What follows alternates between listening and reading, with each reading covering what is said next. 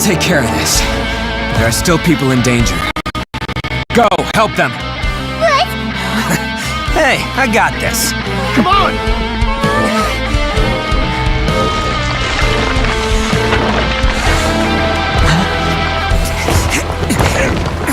Forget about me! Just go!